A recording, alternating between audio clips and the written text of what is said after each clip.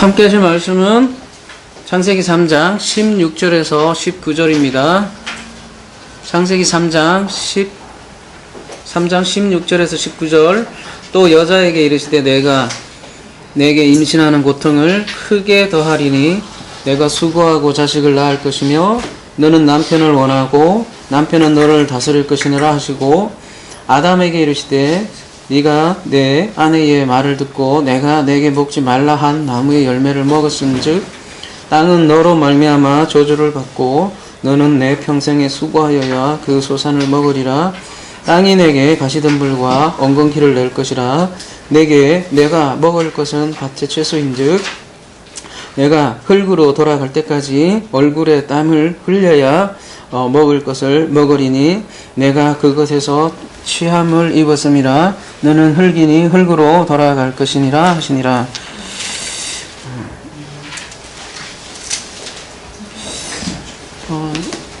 지난 시간 강의 다 들었죠?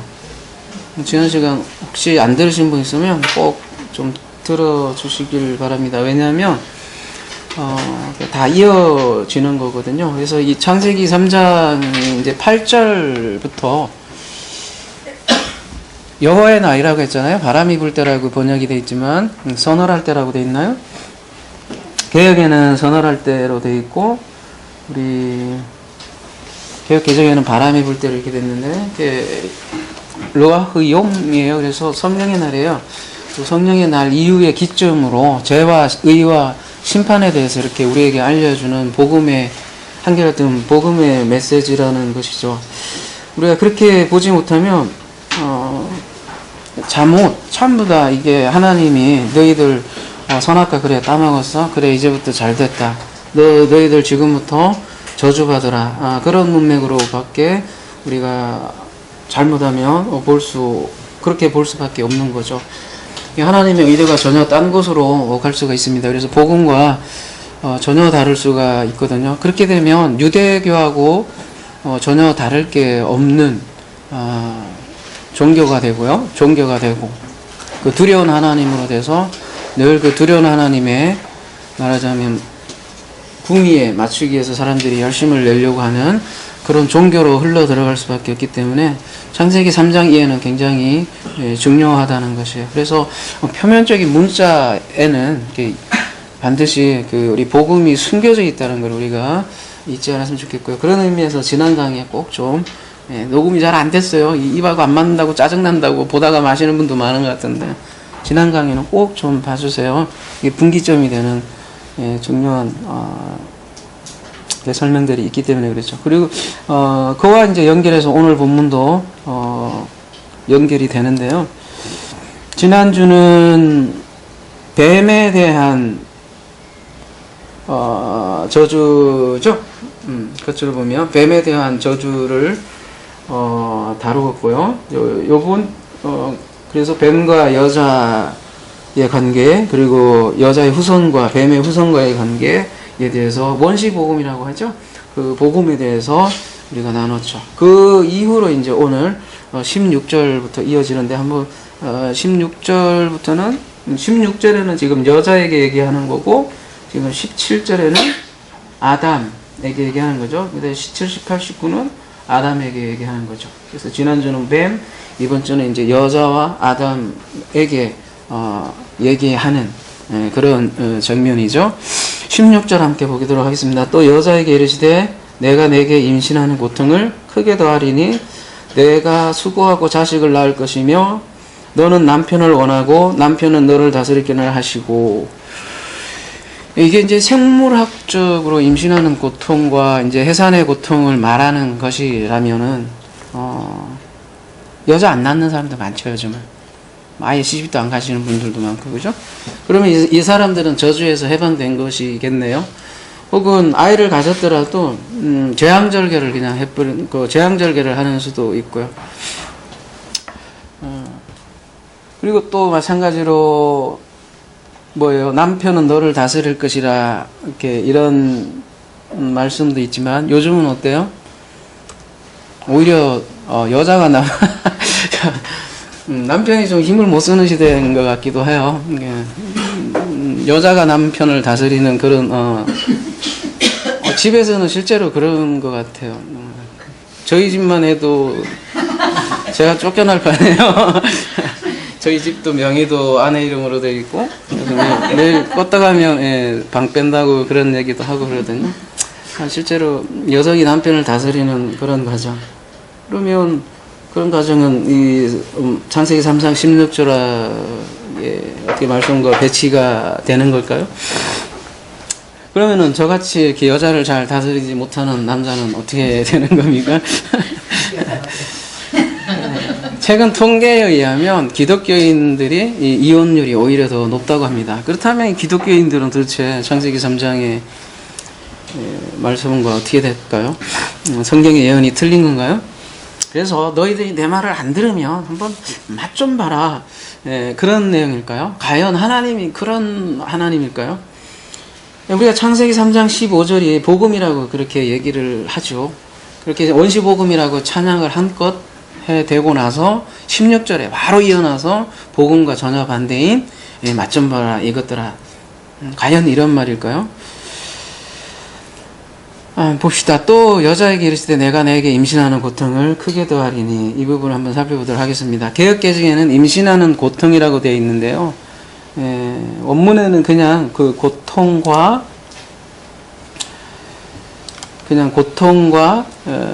임신 이렇게 되어 있어요. 그래서 고통과 임신을 더하고 더하리라 두 번 나오잖아요. 라바 그러면 무트 타무트처럼 라바 하면 굉장히 강조하는 것이겠죠. 그래서 고통과 임신을 크게 더하고 더한다라는 말이겠죠. 근데 이 생물학적 임신만을 말한다면 임신하는 고통보다는 사실은 임산부가 아이를 가졌을 때 얼마나 기뻐요, 그죠? 기뻐하잖아요. 그래서 이 말씀을 신약에서 이제 사도 바울이 얘기하는 관점으로 우리가 한번 보자는 것이죠. 에베소서 5장 32절.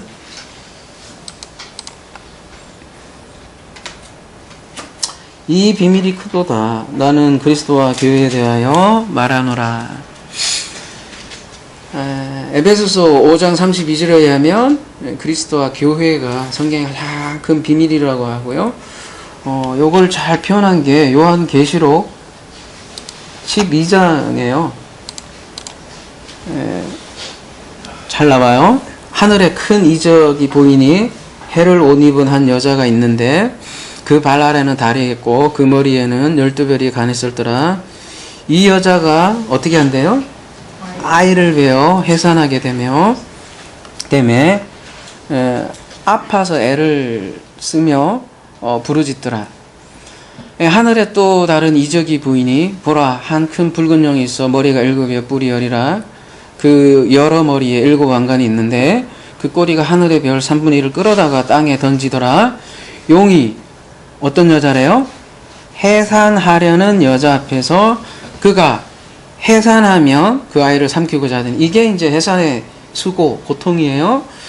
5절, 여자가 아들을 낳으니 이는 장차 철장으로 만국을 다스릴 남자라. 그리스도죠. 그 아이를 하나님 앞과 그 보좌 앞으로 올려가더라. 그 여자가 강야로 도망함에 거기서 1260일 동안 그를 양육하기 위하여 하나님께서 예비하신 곳에 있더라. 원시복음이라고 일컬어지는 창세기 3장 15절에서 그리스도에 대한 예언이 주어졌죠. 그리고 그 그리스도는 어디에서 옵니까? 지금 계시록에 의하면 바로 여자에게서 나오죠.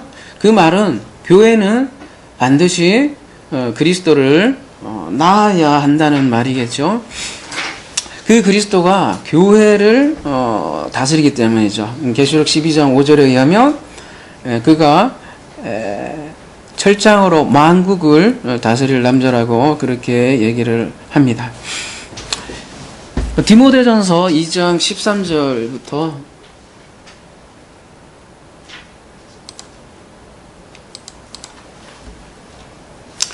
이는 아담이 먼저 지음을 받고 하와가 그 후며 아담이 썩은 것이 아니고 여자가 쏘가 죄에 빠졌습니다.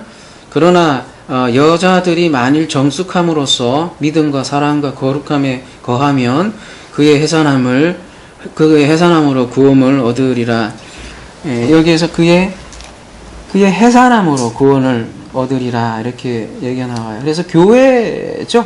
여자는 이제 여기에서도 여자를 그냥 뭡니까 생물학적 여자로 넘으로 그러면 디모데전서가 상당히 권위적으로 보여요, 여러분. 그런 측면에서 읽으면 복음으로 보이지 않거든요. 디모데전서는 특히 디모데전서는요.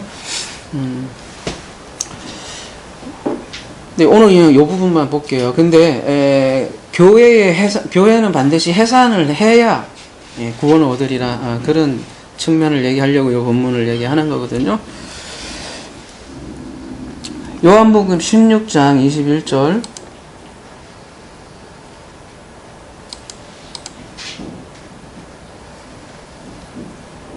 여자가 해산하게 되면 그때가 이르렀으므로 근심하나 아이를 낳으면 세상에 사람 난 기쁨으로 말미암아 그 고통을 다시 기억하지 아니하느니라.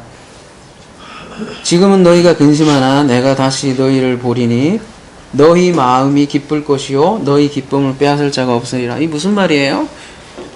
여러분 다 임신 다 해보셨죠? 그리고 아이를 낳으면 그 고통이 다 사라진다는 그런 얘기잖아요.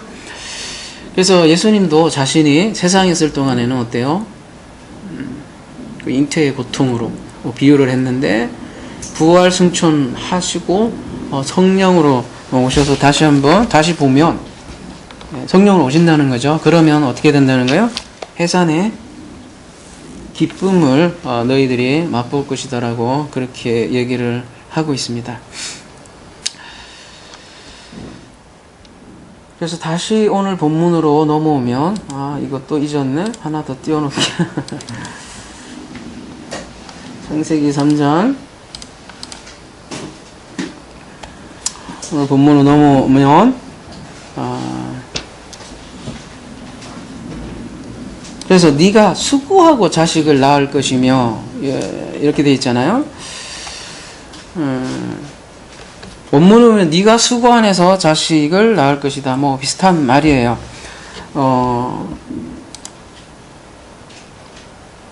여러분 그 야라드라는 말이 있어요. 이 야라드라는 말이 혹시 기억나세요, 여러분? 야라드 기억 안 나시죠? 혹시 톨레도트라는 말은 기억나시죠? 창세기 2장 4절에 새로운 톨레도트가 시작을 하죠. 그 톨레도트가 무슨 뜻이라고 그랬죠? 역사, 족보인데 그 톨레도트가 이 야라드에서 나왔어요. 여러분 한번 찾아보시면 그렇게 돼 있어요. 그래서 야라드는 뭐라고 돼 있습니까? 지금 보면 해산의 고통을 겪다 뭐 이런 뜻도 있죠. 그러니까 아기를 낳는 거예요. 그러니까 톨레도트는 무슨 뜻일까요? 하나님의 아들들의 족보가 톨레도트잖아요. 그 톨레도트를 만들어가는 것이 성경의 이야기란 말이에요. 근데 그 톨레도트라는 건 뭐냐면 아들을 낳는데 수고가 따른다는 말이 들어가 있는 거죠. 그거를 이제 요한계시록 12장 1절 6절에서는 이미지로 자세하게 그린 것이고요. 그래서 복음으로 낳는 해산의 고통을 지금 얘기를 하는 거고요.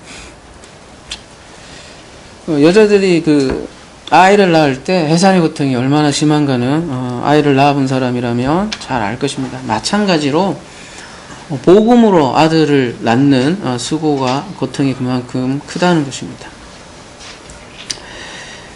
그리고 고통이라는 말이 수고라는 말이 있는데요.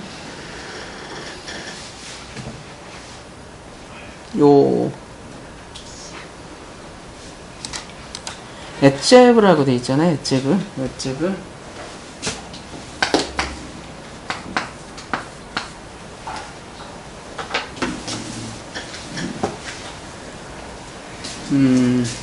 요게 제가 굉장히 조심하는 편이긴 하지만 요게 여기 눈이라는 뜻이에요. 이게 낚시하는 거고 성전이에요. 눈에 보이는 곳으로 낚시해서 성전에다가 집어넣는 거거든요.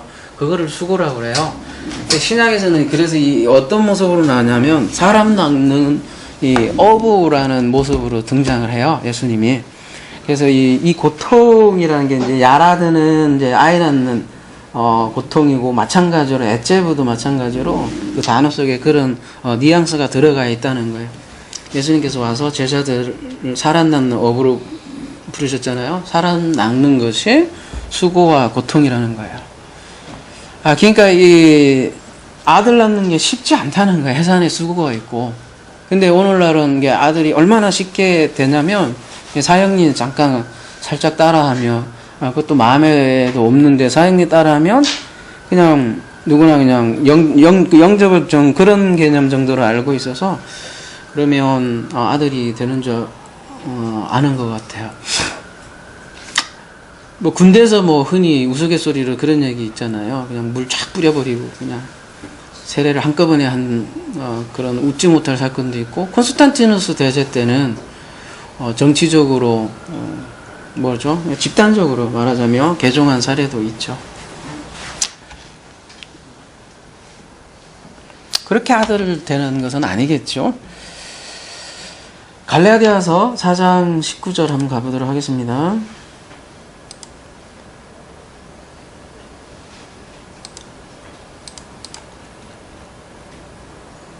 나의 자녀들아, 너희 속에 그리스도의 형상을 이루기까지 다시 너희를 위하여 해산하는 수고를 하니, 이렇게 돼 있는데요.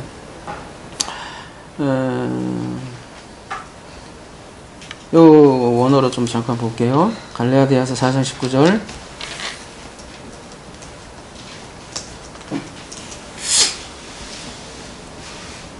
형상을 뭐 이루기까지 이렇게 돼 있는데요. 몰프호라고 돼 있는데요. 몰프호. 모르포. 이게 형성하다, 모양이나 형태를 이루다, 이렇게 있는 거예요. 그러니까 형태를 갖추다라는 뜻이거든요. 영어로는 be formed라고 돼 있는데, 특별히 자궁 안에서 형태를 갖추다, 그런 의미거든요. 자궁 안에서.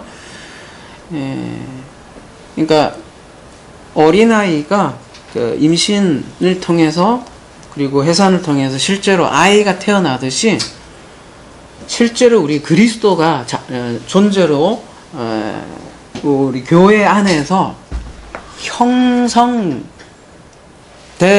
한다라는 말로 이렇게 쓰는 거예요. 그러니까 너희들이 그리스도의 형상을 이루기까지, 이러면은 왠지 뭐예요? 그리스도의 형상하면 어떤 느낌이 들어요? 어떤 막 윤리적인 개념이 막 그런 개념이 들잖아요. 그리스도의 형상하니까. 근데 그런 윤리적인 개념이 아니라 아예 존재 자체를 얘기를 해요. 그러니까 사도 바울은 아예 그 그리스도를 그냥 아예 만들기까지 내가 해산을 수고를 한다는 얘기예요. 그러니까 교회 안에 그리스도가 만들어지기까지, 그러니까 낳기 위하여 누가 해산의 수고를 한다는 거예요? 사도 바울이요. 사도 바울이 그만큼 그래서 해산의 수고를 한다는 거예요.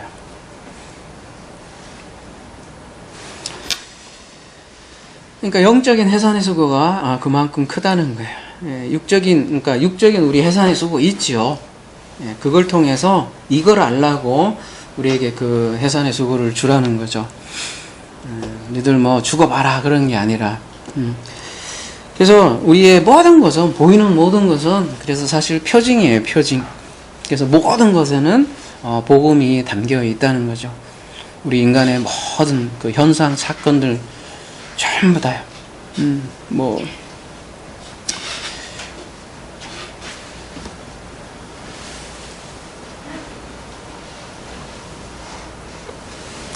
얼마나 어려워요, 그죠? 그런 면에서 해산의 수고, 이렇게 아들을 낳는다는 것, 아들 하나가 탄생하기 위해서 그 하나님의 열심 수고는 어마어마한 거라는 거예요. 여러분, 그 노아의 홍수 사건, 뭐 여러 가지 의미가 있겠지만, 뭐 학자들에 따르면 수십억 명이라고 하잖아요. 근데 꼴랑 8명이란 말이에요. 수십억 대 8. 또 가나안 땅에 나온 사람들이 그나마 나온 것도 기적인데, 거기서 60만 명에서 또 들어간 숫자는 고작 60만 대 이. 그런 걸로 생각하면 얼마나 부르는 사람은 콜링을 많은데 선택받은 사람은 적다. 또 그런 얘기를 하잖아요. 얼마나 그 수고가 클까, 그리고 그 시간이 걸릴까, 여러분이 한번 묵상할 주제라고 생각이 되어집니다. 그래서 오늘 본문은 여러분 단순히 아담은 그리스도의 모형이라고 그랬잖아요. 우리 인간이 이렇게 수고와 고통으로 점철져 있는 것도 뭐 그건 겉의 현상으로 맞습니다. 그렇지만 성경에서 궁극적으로 얘기하려고 하는 거는 그리스도와 교회 관계를 얘기하는 거란 말이에요. 지금 그리스도의 지금 수고를 지금 얘기하는 것이죠. 그래서 오늘 본문으로 돌아가면 여자는 어떻게 합니까? 그러니까 너는 남편을 원하고 남편은 너를 다스릴 것이니라. 당연하죠, 이제는.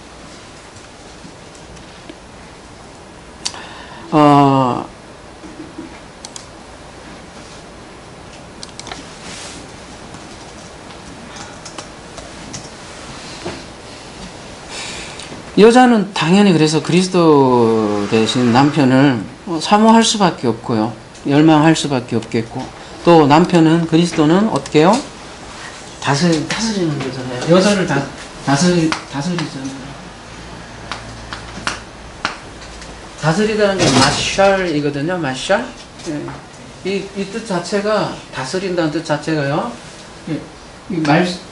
우리 맨날 뭐 하나님의 섬기신 그런 얘기 많이 하시잖아요. 하나님의 다스림, 하나님의 통치하신 그런 얘기 많이 하잖아요. 근데 어떻게 다스리고 어떻게 통치하고 어떻게 섬기느냐는 얘기죠. 말씀으로 일하고 가르친다, 그런 뜻 자체가 포함되어 있거든요. 말씀으로 일하시고 다스리는 거, 그러니까 가르치고, 그 말씀으로 가르치는 게 다스리는 거예요. 그게 하나님의 일하심이죠. 여자는 그리스도를 원하고 그리스도는 말씀으로 교회를 다스리고 일하신다는 것이죠. 그래서 하나님 나라는 말씀으로 다스리는 나라예요. 아주 간단하게 얘기하면. 그래서 에베소서 5장 22절 이런 글을 다시 보면요.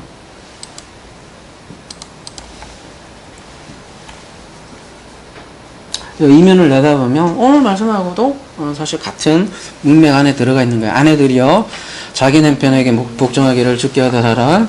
이는 남편이 아내의 머리됨이 그리스도께서 교회의 머리됨과 같으니 그가 바로 몸의 구주시니라. 그러므로 교회가 그리스도에게 하듯 아내들도 범사에 자기 남편에게 복종할지어다.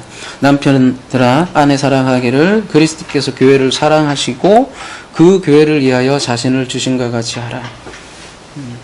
이게 뭐 겉으로 보면 아내는 죽으라고 복종하라 이런 걸로 보일지 모르지만 잘 들여다보면 창세기 3장에 이렇게 울린다는 거죠. 창세기 3장 17절로 넘어가도록 하겠습니다. 아담에게 이르시되, 이제 아담이에요. 네가 내 아내의 말을 듣고 내가 내게 먹지 말라 한 나무의 열매를 먹었은즉 땅은 너로 말미암아 저주를 받고 너는 내 평생에 수고하여야 그 소산을 먹으리라. 자, 문자 이것도 마찬가지예요. 문자 그대로 하면 여러분 이 얘기대로 하면 누구나 하여튼 이런 거 아니에요. 그 문자 그대로 한다면 누구나 평생에 수고하여야 그 소산을 먹는다는 거 아니에요. 네? 하여튼 땅이 저주받았으니까 이 땅에 뭔가 열매가 안 생겨. 그러니까 어떻게 해요? 평생에 이렇게 박구랑 일구해서 수고해야 뭐 먹을 걸 먹는다는 얘기잖아요. 이건 모든 인류에게 짤 없다 그 얘기 아니에요. 근데 현상을 보세요. 지금 강남에 어마어마한 빌딩을 갖고 계신 분들 평생에 땀 한 번 안 흘려도 잘 먹고 잘 삽니다. 그러면 그 사람들은 어때요? 저주에서 벗어난 거네요. 그죠? 그리고 땅이 저주받았다고 하지만 요즘 비료가 굉장히 발달돼 있고 요즘 이제 또 유전공학이 발달을 해서 점점 더 많이 나와요. 수확이 점점 많아진다는 것이죠. 그러면 사람들이 왜 굶어 죽느냐? 아프리카나 이런 데는 이게 뭐가 많이 안 나와서 굶어 죽는 게 아니에요. 이게 이렇게 분배가 안 되기 때문에 굶어 죽는 거란 말이에요. 저쪽은 남아 돌아서 죽고 저쪽은 모질라 죽고 그런 거죠. 이게 문자 그대로 하면 평생 저주 한 번 안 받고 사는 사람들이 많다는 거예요. 그러면은 이런 본문들을 또 어떻게 보느냐. 고린도전서 15장 10절로 한번 가보도록 하겠습니다.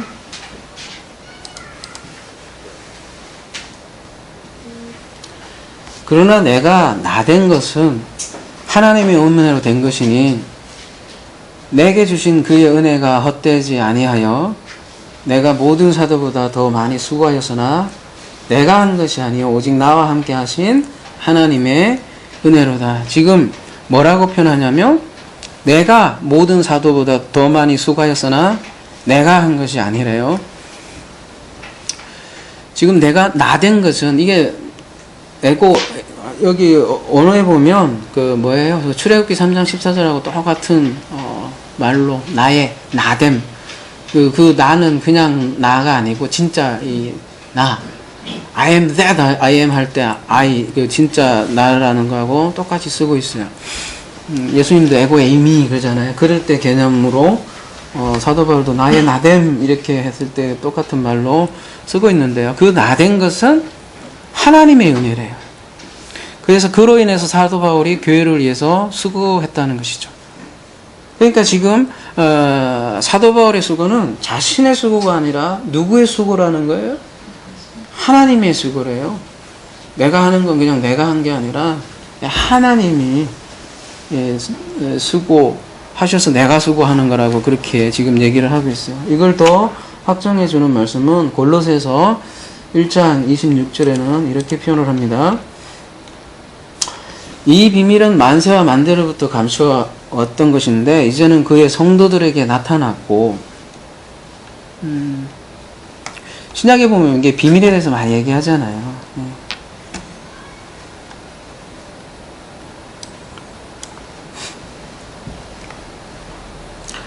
이 비밀을 풀어주는 게 복음이잖아요. 근데 요즘은 비밀을 풀어주는 것을 얘기하지 않고 세상 것을 얘기하지만 하나님이 그들로 하여금 이 비밀의 영광이 이방인 가운데 얼마나 풍성한지를 알게 하려 하심이라.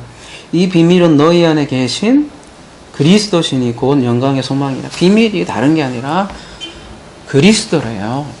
성경의 비밀은 하나님이 태초부터 만세로부터 감추었던 것은 그리스도래요. 그래서 우리가 그리스도를 알면 인생의 해답을 안다는 거예요. 그가 길이요 진리요 생명이니까요. 그러니까 모든 말씀 속에 사실은 그리스도가 숨어 있는 거죠. 비밀. 듣는 자는 들을 것이요. 근데 우리가 그를 전파하여 각 사람에 권하고 모든 지혜로 각 사람을 가르침은 각 사람을 그리스도 안에서 완전한 자로 세우려 함이라. 근데 이제 29절이 중요한데요. 뭐라고 되어 있냐면 이를 위하여 나도 내 속에서 능력으로 역사하시는 이의 역사를 따라 힘을 다하여 수고하노라. 그러니까 누가 역사한다는 거예요?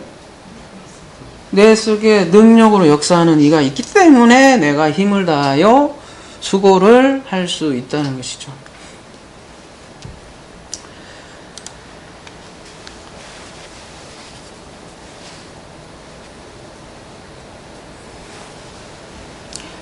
그러면 지금 이제 내가 먹지 말라 한 나무를 열매를 먹은 것, 네가 아내의 말을 들은 것은 지난주 우리가 알아보았듯이 아담과 하와는 하나이기 때문이에요. 여자가 디모데전서에서도 나오지만 여자가 따먹어서 그래. 여자가 속았어요. 그러나 아담은 가만히 놔둘 수가 없었어요. 왜요? 그리스도와 교회 관계이기 때문이죠. 교회가 죽으면 그리스도도 죽어야죠. 그리고 살려야죠. 그렇기 때문에 같이 따먹은 것이고요. 동참한 거죠, 죽음에.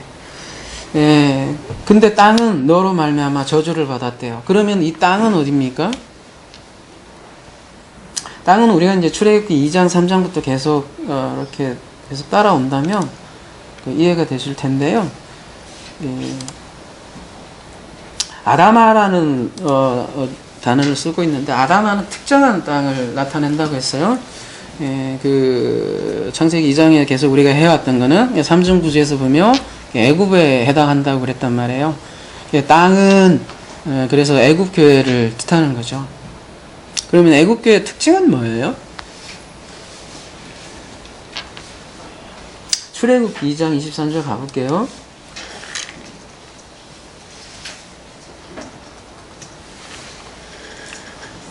여러 해 후에 애굽 왕은 죽었고 이스라엘 자손은 고역으로 인하여 탄식하며 부르짖으니 그 고역으로 인하여 부르짖는 소리가 하나님께 상달하시니라. 이게 막 고역, 개역 개정에는 노동으로 돼 있어요. 예, 고역, 노동 이렇게 돼 있는데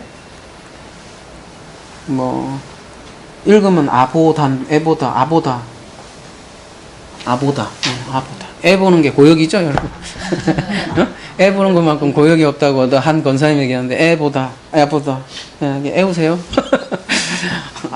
보는 것만큼 고역이 없다는데 하여튼 이 노동, 고통, 고된 노동의 땅이 애굽이라는 거예요. 출애굽기 20장 23절이. 그 아보다가 어디에서 유래했냐고 하면 5647번에서 유래했대요. 5647번. 아바드. 이거는 많이 본 여러분 단어죠? 아바드. 무슨 뜻이에요? 섬기고, 경작하다 이렇게 했을 때 나온 단어죠? 예배하다 이런 뜻도 있지만, 그래서 진정한 예배가 안 된 애굽 교회는 종살이 하는 거예요. 그래서 종살이 하는 그 종교에서는 종교 생활이 그런 종살이로서의 종교 생활을 한다는 거예요. 그 관계가 아들과 아버지의 사랑의 관계에 의한 진정한 예배의 관계가 아니라 어떤 관계예요, 그러면? 종살이라고요. 그래서 끊임없이 섬겨야 돼. 그래서 바로에서 섬긴 존재는 누구예요? 바로잖아요. 바로왕. 파로왕이 어떻게 보면 사탄의 상징이잖아요. 애굽에는 그런 곳이에요. 그래서 안식이 없어요. 그래서 오늘 본문으로 다시 오면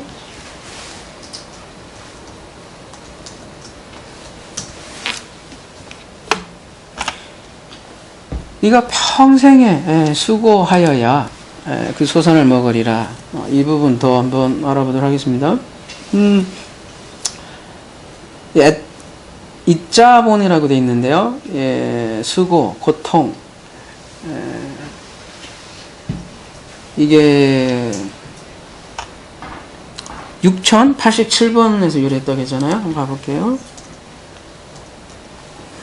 아짜브.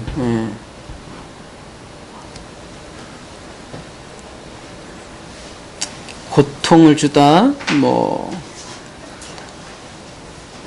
그런 뜻이네요. 슬프다, 경배하다 이런 뜻인데 이 이자본은요, 여러분 성경에서 보면 딱 창세기 3장 16, 17 오늘 본문 말고 창세기 5장 29절에 딱 한 번밖에 또 안 나와요. 많이 쓰이지 않는 문맥이기 때문에 창세기 5장 29절에서 좀 도움을 오늘 본문하고 이렇게 연결돼서 받을 수 있겠죠. 이름을 노아라 하여 이르되 여호와께서 땅을 저주하심으로 수고로이 이해라는 우리를 이 아들이 안위하리라 하였더라 할 때 수고로이 할 때 이자본이거든요. 저주받은 땅을 노아가 안위할 것이라는 문맥에서 나오거든요. 이 저주받은 땅에서 노아라는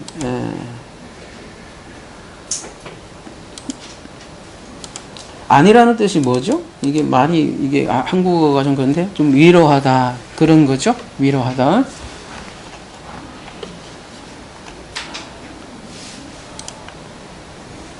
위로하고 안심시키고.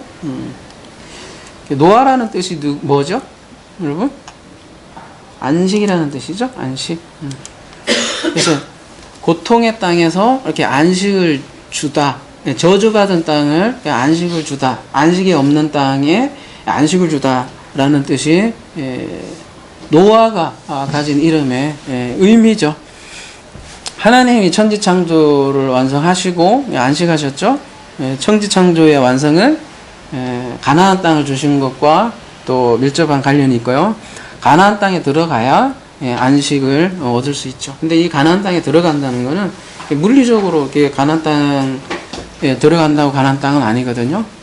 내가 여기 광야에 있어도 내 존재가 가나안 땅이면 가나안인 거예요. 어디에 있든지.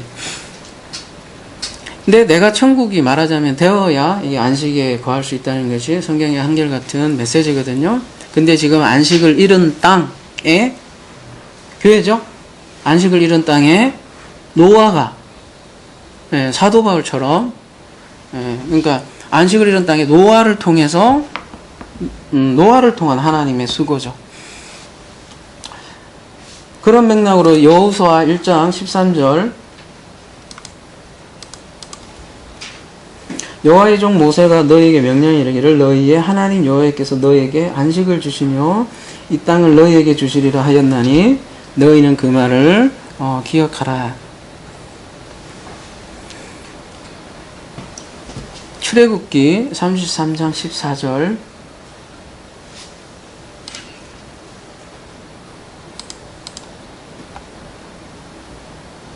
여호와께서 이르시되 내가 친히 가리라 내가 너를 쉬게 하리라. 이렇게. 이사야 63장 14절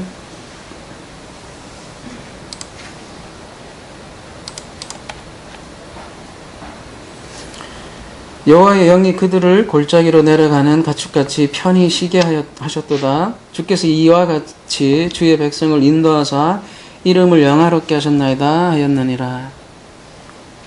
지금 하나님께서 진정한 안식은 그러니까 진정한 안식을 주시고 하나님께 함께 하실 때만이 안식이 있다는 것을 지금 계속 얘기하기 위해서 관련 본문들을 보는 거예요. 요한복음 5장 16절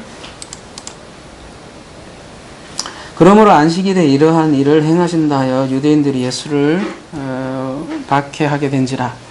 예수께서 그들에게 이르시되 내 아버지께서 이제까지 일하시니 나도 일한다 하시매 유대인들이 이로 말미암아 더욱 예수를 죽이고자 하니 이는 안식일을 범할 뿐만 아니라 하나님을 자기의 친아버지라 하여 자기를 하나님과 동등으로 삼으심이로라. 지금 저주받은 땅 안식을 잃은 이스라엘을 위해서 지금 예수님께서 어떻게 하세요? 안식일에 일하시는 거죠.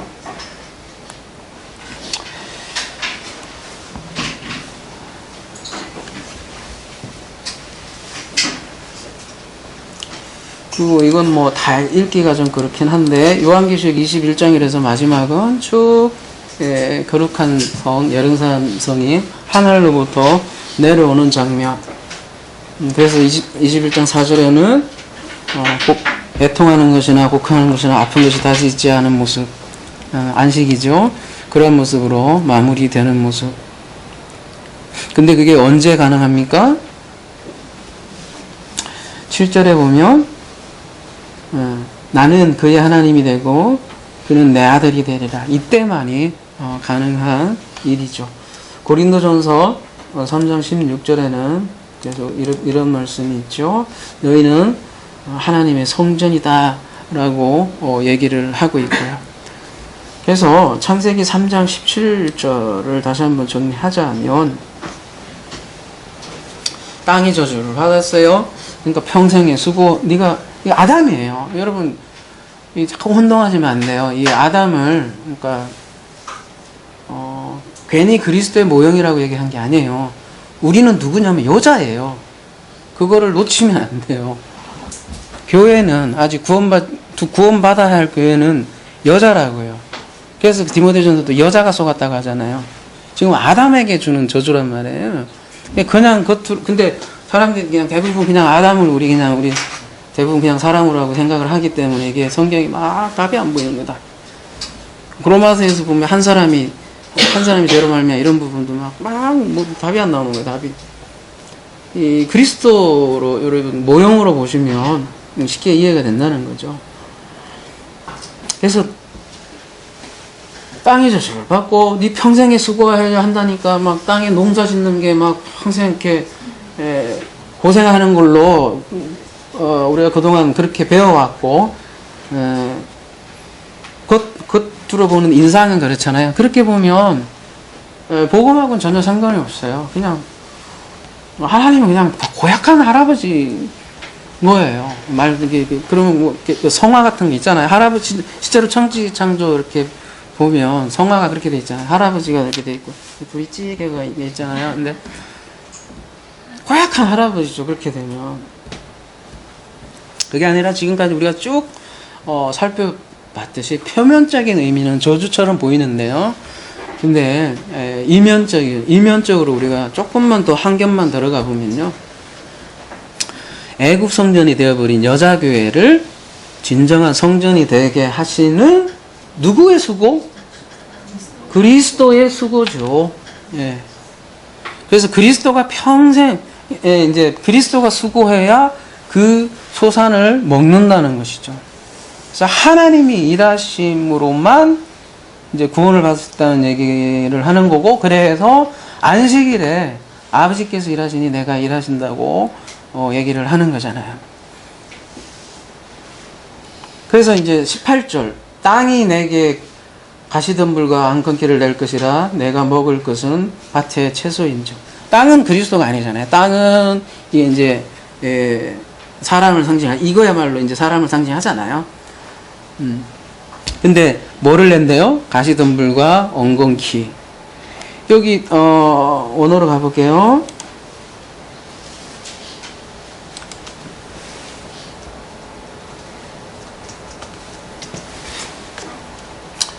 호주라는 단어는 많이 나오는데 이 다르다르는 잘 안 나오는 단어예요. 한번 볼게요. 이게 딱 두 번 나요. 호세아서 10장 8절하고 이렇게. 그래서 코쪼와 다르다르는 이렇게 보시면 돼요. 여러분 창세기 1장 2절에 혼돈하고 공허할 때 토후 보후 나오잖아요. 둘이 뭐라고 해요? 반복용법이라고 하잖아요. 마찬가지로 호주 다르다르는 이게 뭐라고 하죠? 반복용법으로 생각하시면 되는데 호세아 10장 8절에 딱 한 번 나오니까 거기 가보면 이게 좀 연결이 되는 걸 알 수 있겠죠. 어쨌든 가시와 엉겅퀴는 농사에 장애되는 것은 분명하죠, 여러분. 그러면 농사가 무엇인가를 우리가 알면 어느 정도 풀리겠죠. 아무튼 호세아 10장 8절에 가보면 이 코초와 다르다르가 같이 나와요, 유일하게. 근데 여기에서 무엇을 얘기하느냐 하면 창세기 3장이 어느 정도 연관돼서 좀 알 수 있겠죠. 가시와 엉겅퀴가 나온다는 게. 여기서 뭐라고 돼 있어요? 이스라엘의 죄, 곧 아웬의 산당은 파괴되어 가시와 찔레가 그 제단 위에서 날 것이니 그때 그들이 산더러 우리를 가리라 할 것이요 작은 산더러 우리 위에 무너지리라. 지금 아웬의 산당이라고 했는데요. 이 아웬이라는 거가 뭐라고 돼 있냐면 공허함, 우상, 사악함 이런 뜻이거든요.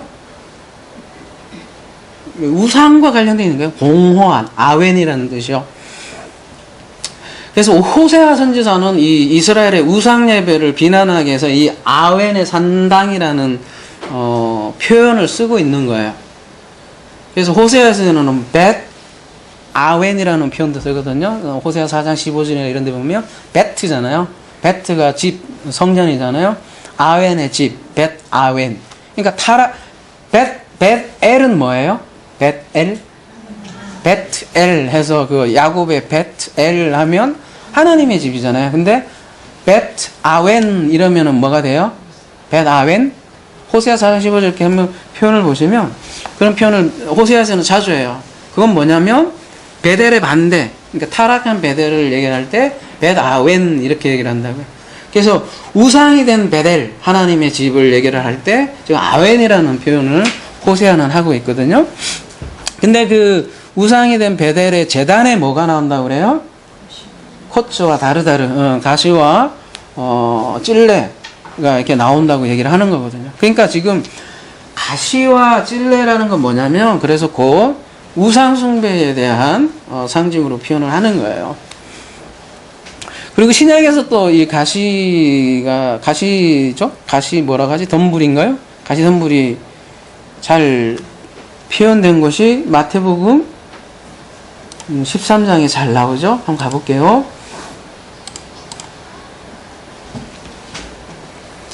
유명한 비유죠. 씨 뿌리는 비유. 예, 보면 내가 진실로 너에게로 너희 많은 선지자와 의인이 너희가 보는 것을 보고자 해도 보지 못하였고 너희가 듣는 것을 듣고자 해도 듣지 못하였느니라. 많은 사람들이 이걸 보고자 해도 못 봐요.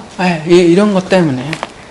그래서 비밀이라고 하는 거예요. 근데 사실 비밀, 여러분, 이 영이 열리면 굉장히 쉬워요. 어떻게 보면. 그 그리스도가 비밀인데 왜 모를까? 기독교인인데.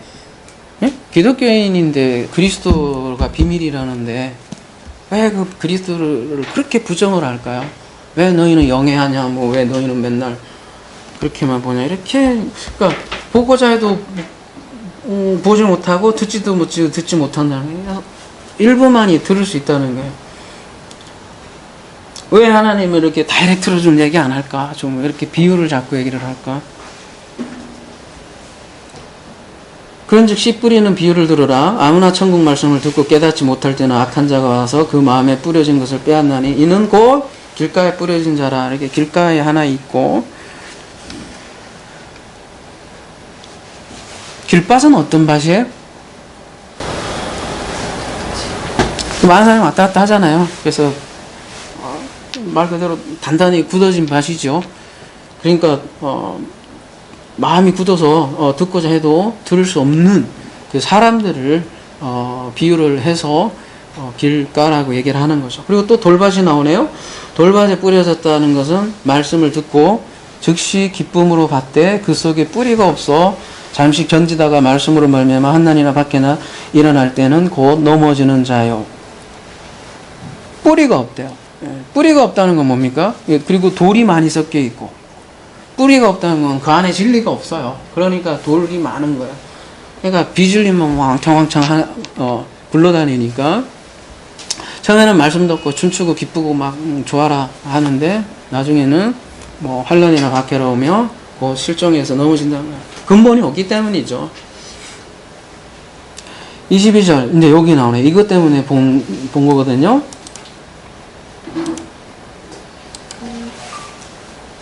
이거는 원어로 좀 볼게요. 가시떨기에 뿌리였다는 것은 말씀을 들으나 세상의 염려와 재리 유혹의 말씀이 막혀 결실치 못하는 자요. 가시떨기에 뿌렸다는 것은 말씀을 들었는데 세상의 염려와 재물의 유혹에 말씀이 막혀 결실하지 못한 자요. 이렇게 나옵니다. 그러면 이제 염려와 재물의 유혹이라는 게 뭔지 좀 우리가 알 필요가 있겠지요. 염려, 메림나잖아요. 이 산상수훈에서도 했던 것 같은데 걱정, 근심, 염려인데 왜 이런 걱정, 근심, 염려가 나오냐는 거죠. 우리 안에는 왜 이렇게 사람들이 염려하고 걱정하고 근심을 할까요? 쭉 창세기로 가보면 딱 답이 나오죠. 사실은. 근데 이 단어로만 봐도 나와요. 보세요. 3307에서 유래했다고 했잖아요. 이게 이제 명사니까 동사로 가면 움직시가 나오니까 그 성격을 규정해 주잖아요. 그래서 유래 찾아 들어가는 거예요. 3307 들어가 보면 뭐예요? 나누는 거예요. 이게 나누고 할당하고 분리하고 그리고 한 번 더 들어가 보면 3313번에서 유래했다고 했잖아요. 뭐 이것도 같은 뜻일 거예요. 예, 이것도 나누는 거예요. 그래서 염려는 나눔에서 나오는 거예요. 그러니까 그럼 나눈다는 게 무슨 의미라는 거예요? 우리 이제 창세기 3장에 그게 바로 그게 선악지식 나무예요.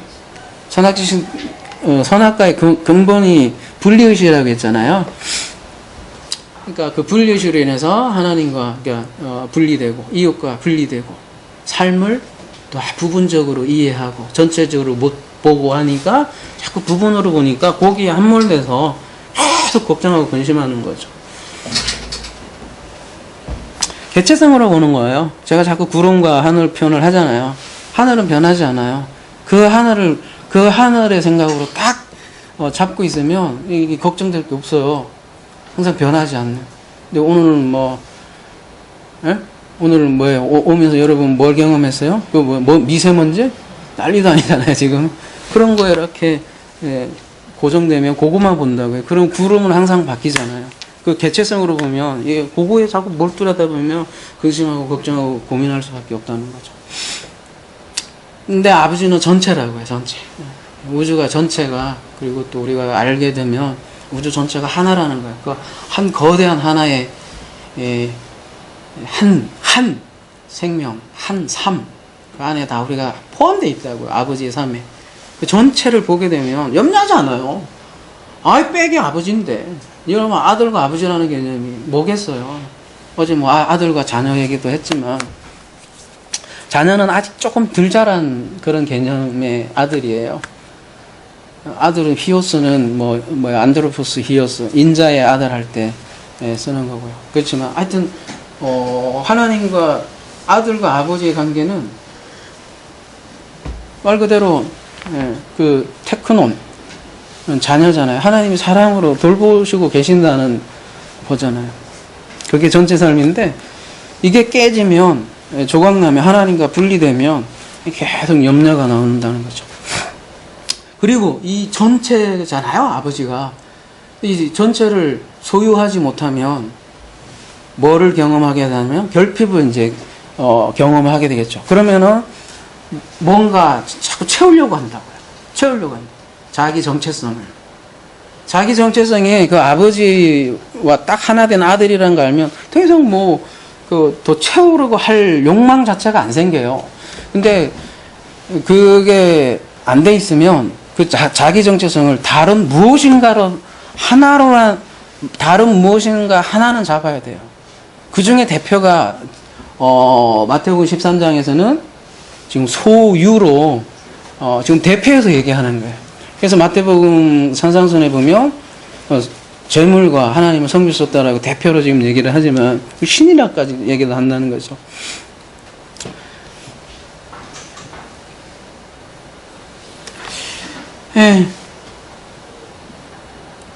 하여튼 그 소유가 대표인데, 소유가 아닌 사람은 또 다른 걸로. 하여튼 뭔가 자기와 동일화시키려고 해요. 뭐든 간에. 가만히 잘 분석해 보세요. 무엇인가 하나는 있어요. 그 동일화하려고 하는 거를. 근데 그런 것들이 어떻게 하냐면, 말씀이 막히게 하는데요. 말씀이 막히게. 근데 이 말씀이 막히게 한다는 건 뭐냐면, 초크라고 돼 있잖아요. 영어로는. 이게 숨 막히게 하는 거예요. 완전히 질식시켜서 말씀을, 열매를 맺지 못하게 한다는 거죠. 염려와 소유 때문에요.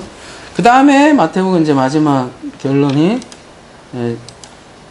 좋은 땅에 뿌려졌다는 것은 말씀을 듣고 깨닫는 자니 결실하여 어떤 것은 100배, 어떤 것은 60배, 어떤 것은 30배가 되느니라 하시더라.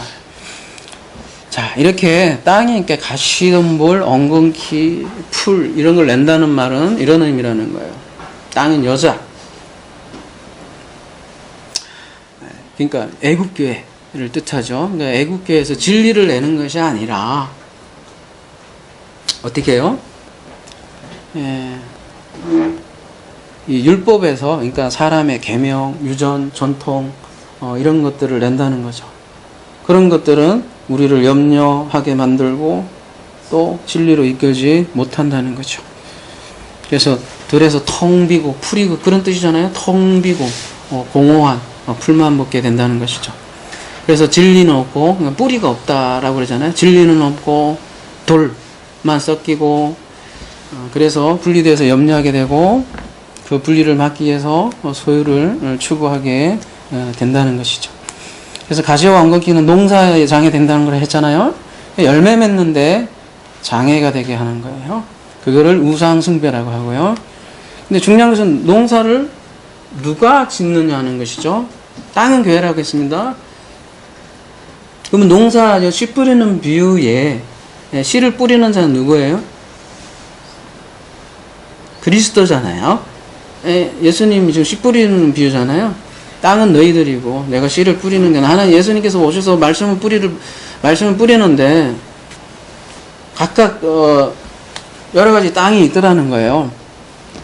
농사를 짓는 사람은 그리스도인데 그리스도의 말씀 사역을 얘기를 하죠. 근데 창세기 3장에 보면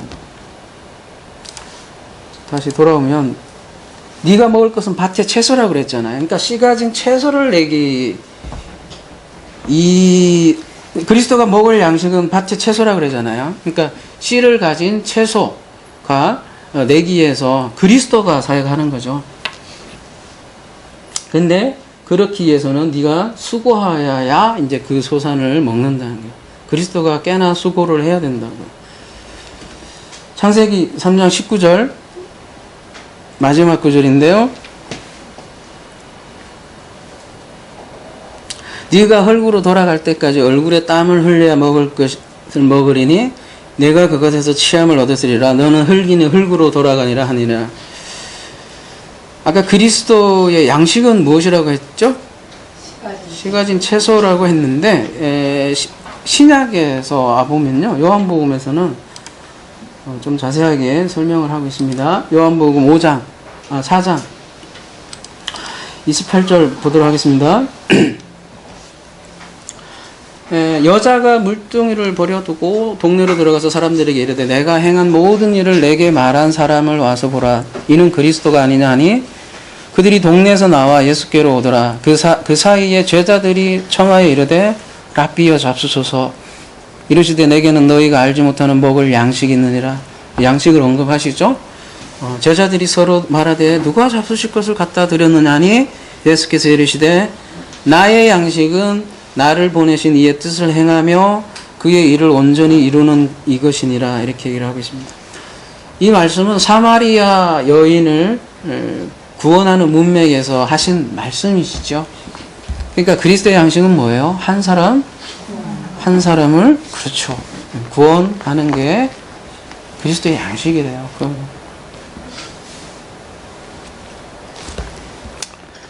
근데 여자가 지금 뱀과 하나 됐으니까요. 말하자면 선악지식과 하나가 됐으니까 이제 땀을 흘려야 그리스도가요. 땀을 흘려야 여자를 구할 수 있다는 그런 말이죠. 그 양식이라는 말 자체도 그래요. 이게 다 비슷비슷한데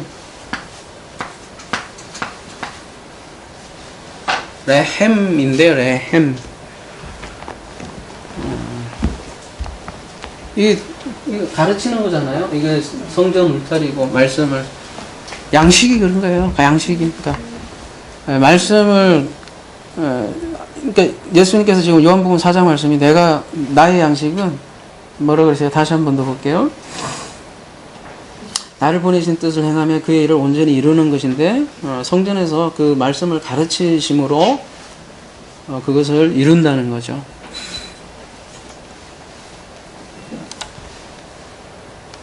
다시 창세기 3장 19절로 넘어가도록 하겠습니다.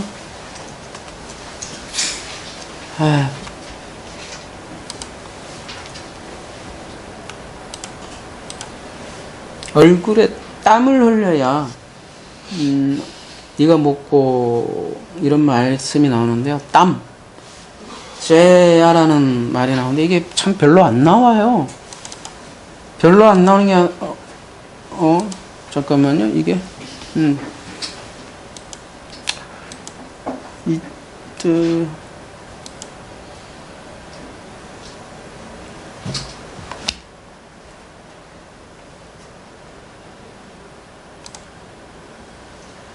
(3154번이군요) 3154번에서 유래 잠깐만요. 2111번 땀 2111번으로 가볼게요.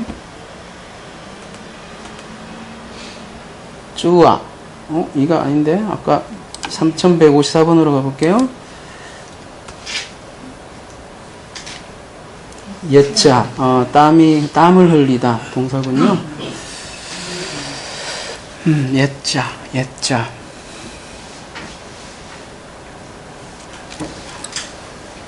이걸 많이 쓰네, 제가.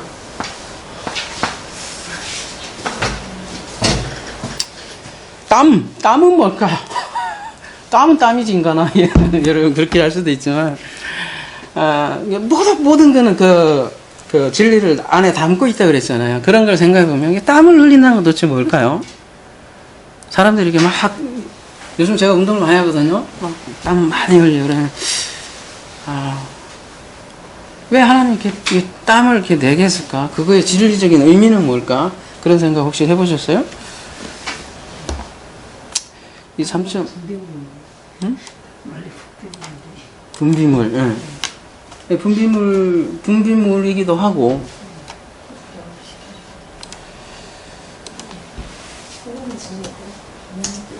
여러분 한번 생각을 한번 해보세요. 아니, 그러니까 한 개만 정답이라는 게 아니고, 여러 가지 있을 거라는 거예요. 그런 거를 계속. 근데 이제 제가 얘기하는 거는 3154번이 딱 한 번밖에 안 나와, 성경에서. 땀을 흘리다라는 이 자체는요.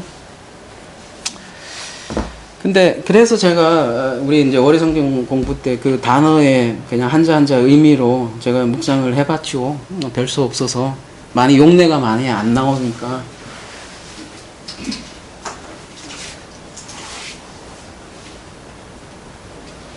옛자죠. 여러분 월요 성경 공부 했던 분 이게 뭐예요? 요드. 요거는 자인. 요거는 아인. 요드는 뭐였죠? 하여튼 손이죠. 손이고 하나님의 일하심이라 그랬잖아요. 대부분은 그런 뜻이고, 물론 이제 뭐 여러 가지 용례가 있지만, 자인은요?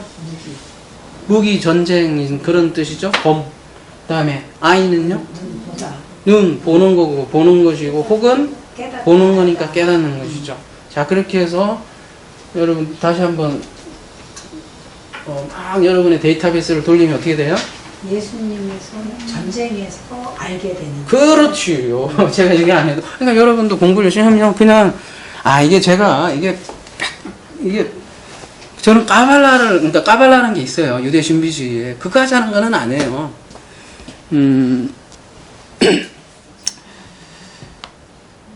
뭐 그게 뭐가 다르냐 이렇게 얘기할 수도 있겠지만 이렇게 용례가 전혀 없을 경우 이렇게 묵상을 해보면 이게 성경이 전체 큰 그림에서 맞는 경우 저는 수용하는 편이라는 거죠. 특별히요. 지금 말씀하신 대로 해서 하나님이 전쟁을 통해서 알게 하는 거예요. 땀이라는 게. 이렇게. 그러니까 막 수고하고 수고해서 막 땀이 나오잖아. 이런 걸 통해서 깨닫게 하는데 목적이 있는 것이죠. 그래서 자 흙으로 돌아갈 때까지 지금 땀을 흘린다라는 표현을 하고 있잖아요. 이거 누구에게 말씀을 하고 있는 거예요? 아담에게 하고 있잖아요. 지금 누구에게 지금 하자가 누군지를 계속 이시인데 지금 계속 아담에게 얘기하고 있으니까 아담에게 얘기하고 있다는 거 그리스도라는 거를 잊지 말고 계속 본다면 흙으로 돌아갈 때까지 땀을 흘린다는 거는 그리스도가 죽을 때까지죠. 흙으로 돌아갈 때가니까 전쟁을 통해서 누구를 깨닫게 한다는 거예요? 교회, 예, 여자를 깨닫게 한다는 말이에요. 그래서 전쟁을 해야만 아까 양식 레헴을 먹을 수 있다는 것이죠. 근데 그 전쟁은 어떤 식으로 이루어지냐면 말씀을 가르치는 형태로 이루어진다고 레헴이라는 뜻이 자체가 그렇다고 그랬잖아요. 그러니까 오늘 본문도 그리스도의 수고, 그리스도의 땀을 그린 것이라고 할 수 있겠죠. 그래서 구원은 이렇게 그리스도의 땀으로 이루어진다는 것이죠. 그래서 오늘 본문이 그리스도의 수고와 땀으로 부르신 것입니다. 그리고 이래야 창세기 3장 20절이 이제 또 말이 됩니다. 이어집니다. 그래야 그 다음에 갑자기 이름이 바뀌거든요. 이 하와라는 이름이 아주 심상치 않은 이름이에요. 이건 이제 다음 주에 이렇게 다 강의를 하겠지만 여러분 창세기 3장 15절만 복음이고 16절부터 19절 저주인데 갑자기 이 하와가 생명의 어머니로 될 수가 있나요? 없거든요. 이게 스토리가 이렇게 맞춰줄 수가 없어요. 이걸 저주의 문맥으로만 본다면. 오히려 그리스도가 우리 오히려 친히 우리를 위해서 저주를 받아 주신 거죠. 예, 땅이 되어버린 교회를 구하기 위한 것이죠. 예, 갈라디아서 3장 13절 그래서 한번 가볼게요.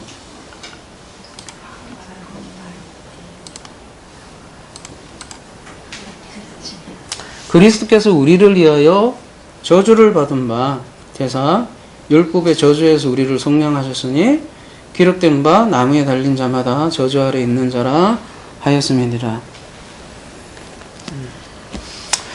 그래서 성경의 모든 것은 하나님의 은혜입니다. 단 한순간이라도 우리가 은혜 아니면 살 수 없어요. 우리가 구원을 논하기 전에 여러분 30초만 공기 다 하나님께서 안 주셔도 우리는 그냥 죽습니다. 하나님의 일하심이 요구가 앞에 없으면 바로 죽는 존재가 우리입니다. 그래서 하나님의 수와 땀, 피가 담긴 것이 복음이라는 거죠. 이러한 복음을 인간의 선악, 율법, 윤리, 도덕의 저차원적인 걸로 깎지 말자는 거죠. 그래서 우리가 그러면 so what? 복음 알아서 그러면 so what? 자꾸 이런 세력도 하지 말자고요. 그리스도가 내 안에 우리가 그리스도의 형상이 되면요. 그리스도가 그냥 사도 바울이 내가 나에 되면 내가 나 된 것은 이제 그때부터 내가 하는 게 아니라 하나님이 수고하셔서 그랬다는 거잖아요. 생명이에요. 그리스도 자체가 삶이라고요. 그러면은 주체가 바뀌고 그냥 알아서 쏘아도 안 물어봐도 그냥 자연스럽게 그 진리가 살게 된다는 거죠. 그러니까 너는 왜 적용도 안 하냐 그런 소리 우리는 잘 안 하시더라고요. 지만 많은 분들이 이렇게 얘기하지만 자꾸 적용하려고 하는 것 자체가 벌써 뭔가 세상에 어떻게 연결해서 하려고 하는 것 같은데 그런 적용도 필요 없어요. 그냥 오직 하나님의 그 은혜 안에 살고 누리면 됩니다. 종교는 항상 못 살게 굴어요, 사람. 근데 진리는 삶 그 자체에서 살게 만들어요. 그 누가 봐도 어려운 상황인데도 살게 만든다. 왜요? 그 그리스도가 내 안에서 일하기 때문이죠. 그걸 에르곤이라고 그래요. 그거를 수고하고 애쓴다고 그런 거거든요. 에르곤. 나의 행함이 에르곤이잖아요. 그게 나의 행함이 아니라 나의 나 된 것은 내 안에 계신 그 하나님이 수고했기 때문에 내가 될 수 있었다고 사도 바울이 하나님의 은혜를 이렇게 고백을 하잖아요. 더 이상 나와 하나님 자체도 분리조차도 할 수 없죠.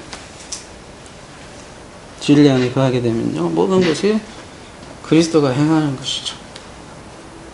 그 그리스도만 알면 그게 미스테리온, 공개된 비밀이에요. 근데 아무리 얘기해도 못 알아먹어. 그러니까 환장하는 거야. 이게 수십억 대 8의 비밀이고 60만 대 2의 비밀이라는 거죠. 그러니 들을 끼는 사람들은 얼마나 복된 귀이겠습니까? 이러한 복된 이미 가진 자는 복이 있을 것이요 아직도 듣지 못한 자는 들음으로써 듣는 게 다거든요. 귀한 그 진리를 누리시기를 간절히 기도합니다.